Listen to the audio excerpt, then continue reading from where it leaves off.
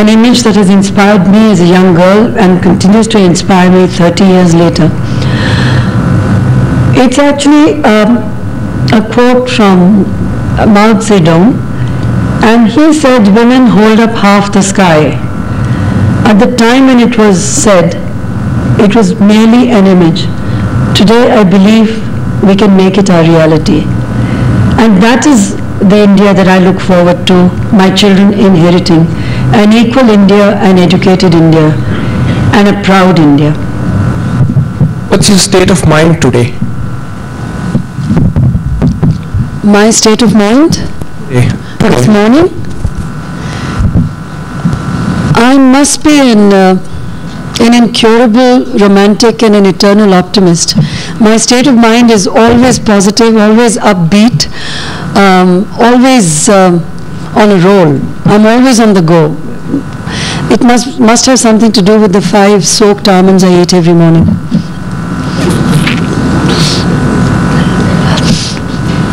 What does success mean to you? Success to me means choice.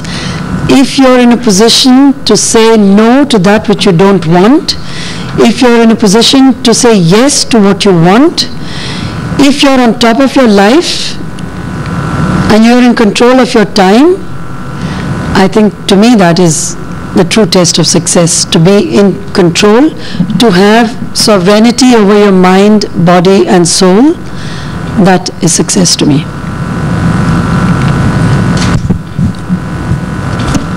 Ma'am, does the media discriminate between male and female writers?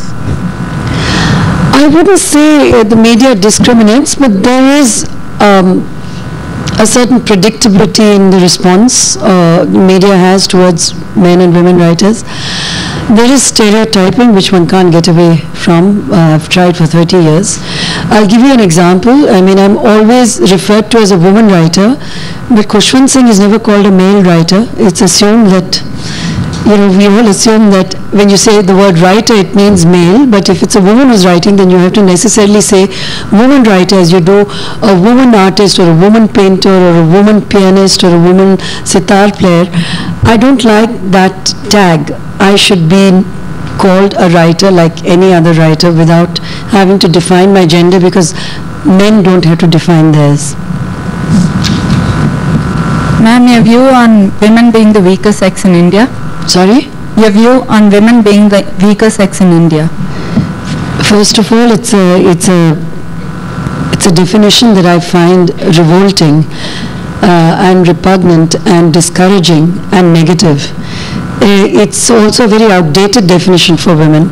There's no such thing as the weaker sex, and increasingly we are going into an era where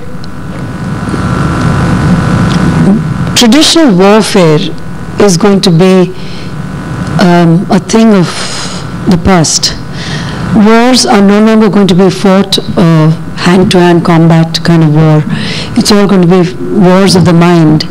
And if there is going to be a war at all, which I hope there never is, it is going to be fought through strategy and not through brute force or having to prove yourself on the war field. In which case, I believe a lot of the decision-making should co-opt women, because they're very good strategists. And they will probably offer the world a very different solution, whether it's to war, to peace, or anything else. For centuries, women have not been co-opted into the decision-making process, and I think the world has lost out a lot on account of that. If you were to ask me, in this room itself, we can pick 5 women and ask them to find Osama bin Laden, and they'll do it in no time at all, because they'll look for him in places that men won't ever think of looking. And similarly, there are major issues that confront the world where women's perspectives or opinions have never been sought. The solutions we offer may not be the best, but they should be heard.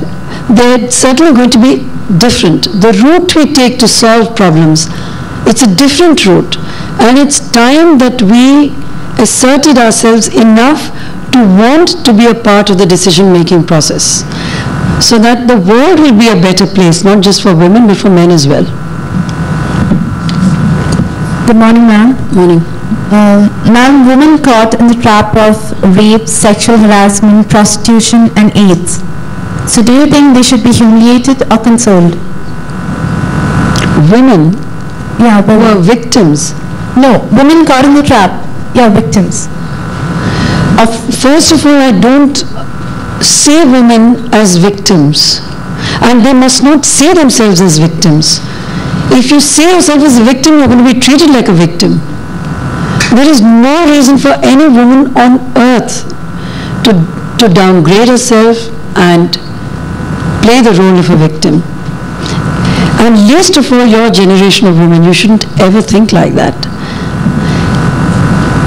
I mean, it's a psychologically very strong deterrent if you believe that you're a victim.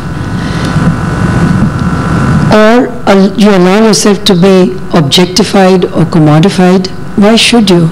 Today, you are sitting alongside other students of the other gender, and surely, I mean, I hope that you've never ever encountered brutality of any kind, and if you do, you fight back. You don't give in to it, you don't succumb. Never.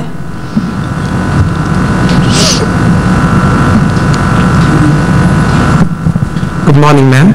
How far does a man is necessary for an independent woman's life?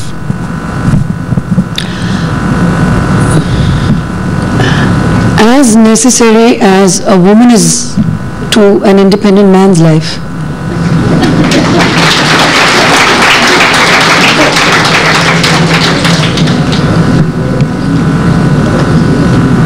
Morning. Could you tell us one instance when you've regretted being a woman?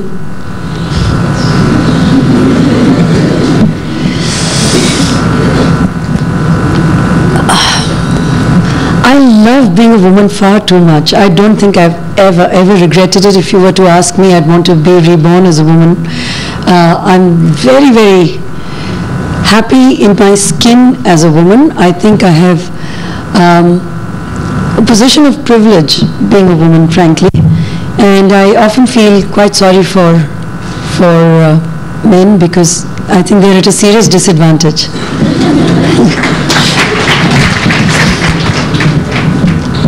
Good morning, ma'am. Morning. Ma'am, behind every successful man, there will be women. What's your opinion about these kind of sayings? Oh gosh, I mean, that's just so 19th century. No, I can't even respond to that. I think the world has changed so dramatically, so radically. One should ask someone like Hillary Clinton what she has to say about that. Good morning, ma'am. What is your message to the young women of India? It's really to believe in themselves, believe in their feminine strength. What I notice, which in a way distresses me, is that women who want to be taken seriously, taken for who they are, what they are, often end up becoming honorary men. I don't think there's any need for that. We should recognize our own strengths as women and use those strengths to our own advantage for the benefit of society at large. I do not believe in confrontational politics. I don't think that gets you anywhere. I don't believe that men and women should be at war.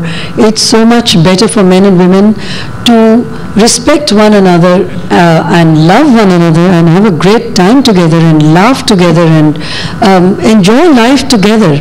It is not about taking a position which is hostile or negative. In fact, there's a wonderful quote from a writer I greatly admire, Simone de Beauvoir, who said, it's not that, to quote her, it's not that I wish for women to have power over men, it's that I wish for women to have power over themselves.